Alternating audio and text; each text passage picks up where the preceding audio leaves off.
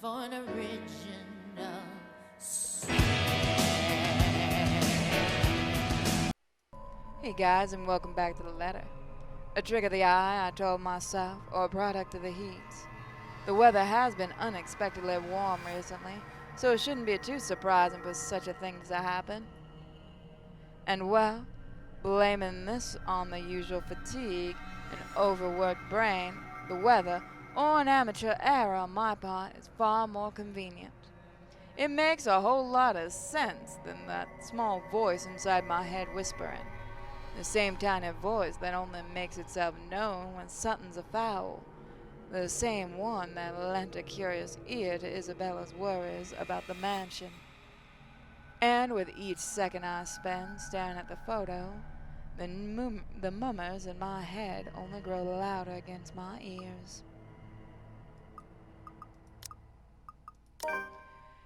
Ash will give me flack for this, he will. I can already hear what he's going to say about this the moment I bring it up. Hell, before he even sees it, I'll wager.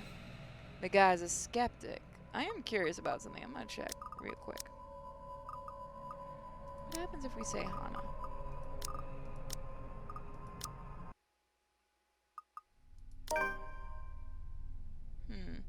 I don't have much explanation for what I saw yesterday, yet. But when you've been there, seen something enough to raise the hairs on the back of your neck or leave you wanting to flee or hide, finding more solid proof than a person smudging off face on a photo is at least my concerns. Ashton will undoubtedly give me flack for saying that, or even considering Isabella's words and those silly tales about the place. The guy's a skeptic enough, though, through and through. It'll take more than my account for him to even give this a single thought. However, more than his opinion, it's Miss Wright I'm concerned about. Surely she must have felt something if those shows on TV were to be believed. The touch of coldness around her neck, or maybe the feeling of being watched, that's what often happens, ain't it? Outside, the sun is yet to rise. I've still got a few hours before dawn. Good enough time to mull over how I'll go about warning her. Plenty of space to check if I'll get some of the same result if I redo the process again. The film processor hums back to life at my touch, the light switch giving us a click, and the darkness embraces the small closet again. Somehow those urban legends don't sound so silly now. In hindsight, this is a dumb idea. That is to say, rushing to a client I barely know's home first thing in the morning with news of a ghost lady potentially haunting their newly bought property. Oh, and there's a bunch of bizarre-looking pictures of Miss Hana I brought as proof, too. So yeah, dumbest idea in history of my dumb ideas, all things considered.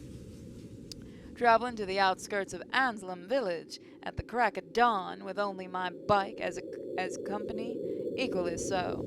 Personally, I don't think any of them would take whatever I'm going to say well, no matter how nice or accommodating they are. Ashton himself would tell me the same thing. Odds are he'll laugh at it in my face for a good measure if he doesn't freak out at me first for not listening to his warnings. Still, that's a whole separate can of worms, all open at a different time, seeing as I'm already standing at the Wright's front porch, waiting for someone to answer the door. More than anything, Miss Wright needs to know there's possibly nothing safe in this place. Warning from friends be damned. If only someone would answer the door sooner. Come on. I try to ignore the looming presence their large ornate doors give off as I press the doorbell for a fourth time. Its shrill ringing merely echoes carried off by another warm passing breeze. First time I came to this place, I found myself basking in the silence it offers. Now the atmosphere is just heavy, packed with trepidation and tension. Isabella's right. It does radiate the creepy kind of vibe. And with the image from the day before constantly flashing in my mind, the unease becomes harder to ignore as each second drifts by. Not wanting to spend more time here than necessary, I ring the bell again. Another long second ticks by without anyone answering the door. If this fails, I can always go to Ash.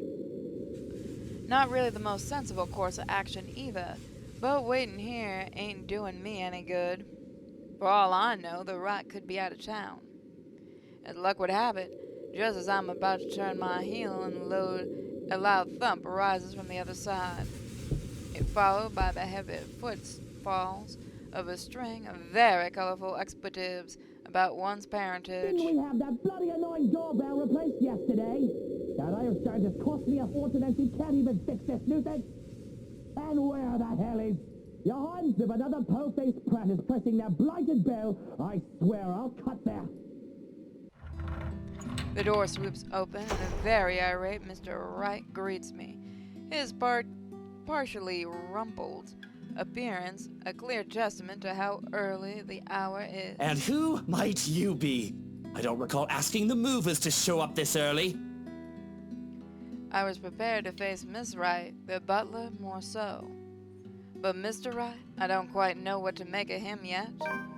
He surely knows how to make an impression, I'll give him that. Albeit a rude one.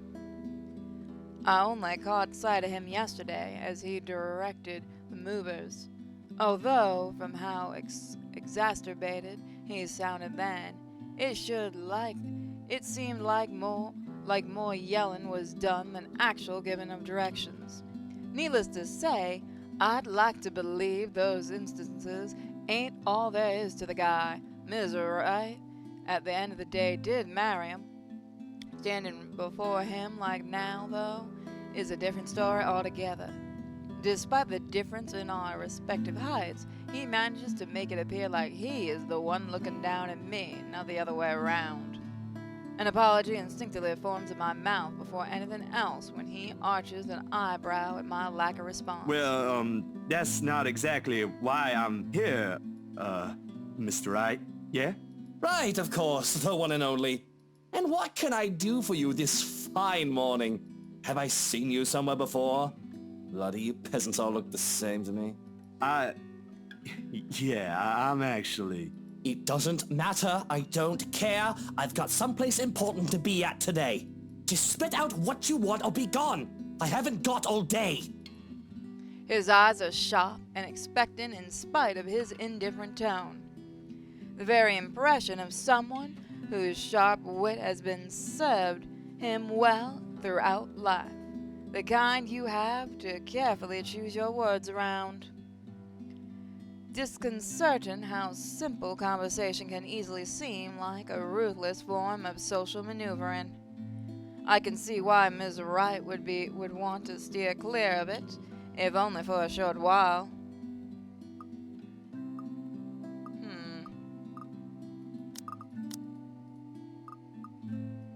I'm with Luxury Living, sir. He eyes the business card I hand him with a complete passive expression. He turns it between his fingers without really reading the letter printed before handing it back with the same blasé manner one usually reserves for people below their station. Or a nuisance. With him, it seems more of the latter than the former. Mr. Steele. Just Zach would do, sir. I can see why. You should hear what they say about my name. Although I'm of the opinion those don't sound as unpleasant as yours to the ear. Amusing what people can come up with in their leisure time, no? Well then, to what reason do we owe this second visit, Zach? Right. Like I said earlier, I'm the photographer from Luxury Living. I'm here about the photo shoot yesterday and... His eyes narrow at that, mouth tightening into a small frown, passive stance dissolving into a rigid one. It ain't a complete lie, what I came for, but it ain't the whole truth either. Didn't you already wrap that one up? I believe my wife was the one with you then. You even mentioned a little tete-a-tete with the photographer. That was you, wasn't it? Yes. Actually, sir, there was something I forgot to discuss with your... And you had to show up at such an hour for something you forgot. Why wasn't there any notice about this little visit? It was an error on my part, sir. I do apologize for not letting you know in advance. Terribly unprofessional for someone going under the name of an esteemed publication like Luxury Living, if you ask me. Of course, even if there was a word of some sort, that butler does not check my emails as often as I would have liked. But straight up walking in here this early isn't the most sensible thing to do either. The matter was a bit urgent, and my art director wanted it done as soon as possible before I hand him the finished prints. Not my problem now, is it? A common courtesy would be to wait for replies before barging in. You do well to remember that. I once fired someone before they could even submit an application. Sent an email in the morning and suddenly sauntered in the office looking knackered mere hours after. Bloody Watkins. That aside, unfortunately you're going to have to come back some other day. You see, darling wife left not a moment ago. I have not an inkling where she went, or when she'll be back, so you're better off. Love, is it the movers? He stops speaking altogether in the complacent expression as he collapses in on self. Slowly he turns just as his wife walks up to him with a step too lively for comfort, a smile too sweet to be honest. She very likely heard everything her husband and I had to talk about. Going off somewhere. I've got the few things I want them to transfer already. Marianne made this splendid arrangement for the music room and... Love, are you listening? I thought you already left, Buttercup. She musters a frown, a pout like more like. Mischievous gleam in her eyes when she glances at me, says all that there's I need to know. I would have laughed at her antics if it wouldn't offhand offend the other man. But as it is, it's better to let his wife have her fun without any reaction from me. I'm treading on dangerous grounds with him already. Well, I most certainly have not left yet. I wouldn't be standing here if I did, would I? Of course you wouldn't be, darling. But don't you need to be somewhere else today? Something with Marianne? Shopping, girl, things? Oh, I'll be leaving in a few. Unless you want to join us. Oh, no, thanks, darling. I'm afraid my liver is killing me today. I thought as much. You needn't have to worry. I'll be gone in a few. It's just that I heard we have a visitor. What kind of person would I be if I didn't greet him before leaving? A very gracious one, I'm sure. Zachary, right? Zach, it's a pleasure to see you again. Likewise, ma'am. I was actually looking for you. Is that so? What for? A huge display of unprofessionalism is what it's for. Shush, darling. Let the man speak. I'm sure it isn't anything like that if he has to come all the way here, yes? It's about yesterday. The photos you asked, I mean. The copies are ready, but... My hand still as I'm about to fish the prints out of my pocket. A short second passes, that which strikes me how I didn't think this through at all. How I'll go about telling her regarding the strange photos, or revealing this to her in the presence of another man. Her husband gazing over us like a hawk doesn't provide any sort of comfort either. And just like that, all the words I've been practicing to say on the way here inevitably fall stiffly off my mouth. Miss Wright must have noticed my hesitance because shortly she gives her husband's arm a gentle squeeze and a tender smile glances her face. Unlike the first, this one is meant to appease. Love, I think Hansi might need some of your input for the final guest list. Could you check on him, please? Bollocks! Why in all Luxborn do I have to be there? Doing tedious jobs are what he's being paid for. Because if we end up with people whose faces you do not want to show up in our housewarming party, we won't be hearing the end of it. Unless a heavy dose of liquor's involved. You know what the doctor said about that. Please do poor Hansi and your liver a favor, He can handle that on his own, Buttercup. And my liver is doing just fine. I'm sure it is. But I don't know, love. I think I caught a glimpse of the name Mitch Lakes, was it? I think it was Mitch Lakes on it when I checked with Hansi earlier. You should see for yourself. It was quite a list. Who put that blighted twat in there? Yeah, blighted twat's nice. And that's why I'm asking you to look over it before I do so tonight. Very well. But even with that promise, he doesn't appear ready to leave. Short of passing through their doors, he stops and glances back at me, all without bothering to hide the distrust in his eyes. Luke, dear, I'll be fine. Go back to your butler. I'm not some pregnant wife you have to worry about. Fine. I have to go to that little ankle-biter's career day later anyway. I don't see why I have to go there. Kylie's your goddaughter. And yet, she has you around her little fingers, darling. That's basically the same thing.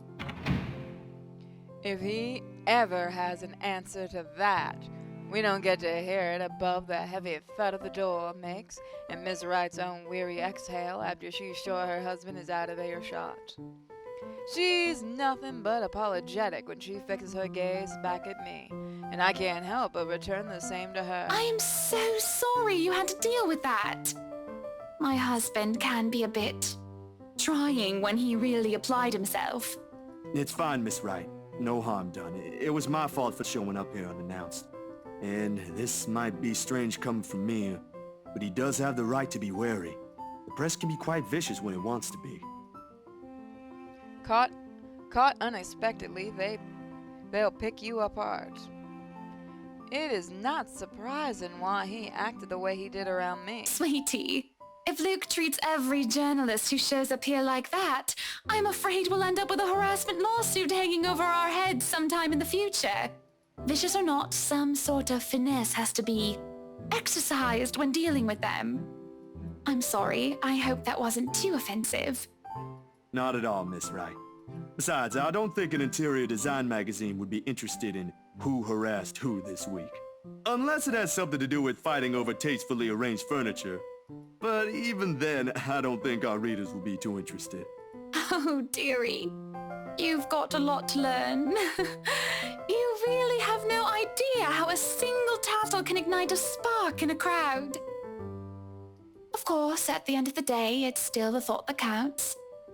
It's still a lovely anniversary gift from my husband. No matter. Let's just go. She doesn't wait for an answer and immediately wanders over a car parked some distance from us. Unsure, I find myself trailing after her. A chauffeur automatically opens the passenger side door as she nears, and she gestures for me to follow as she climbs into the back seat. To... where are we going exactly? I need to get out of this stuffy house for a while. Moving in, planning the party. It's starting to get suffocating in there. Luke and Hansi can have their fun while I'm gone. I don't care. I'm getting out because I can. Another minute in there and I'll drown. My bike. There are, of course, a lot of things questionable about her invitation. Why is she asking a person she's only known for less than 2 days in the first place is one. How appropriate is this is another. That, but the rest of it crashes the moment she shoots me an imploring look. Please? I can have someone send it back to your address later. And it's just a trip to the city for some furniture, nothing more, I assure you. Marianne will be with us, and maybe you can tell me why you're here on the way. Guess it wouldn't hurt. I might have to leave early, though. Excellent, then. Hop in. That's what they often say, yes? This can't be a good idea, but I really don't have any other choice, do I? Especially with the way her eyes light up when I agree to it. In my pocket, the very picture of her remains faceless. A voiceless shadow hanging threateningly between us, unknown to her. Well, guys, we'll find out more next time. Thank you for joining me for the letter. Bye, guys.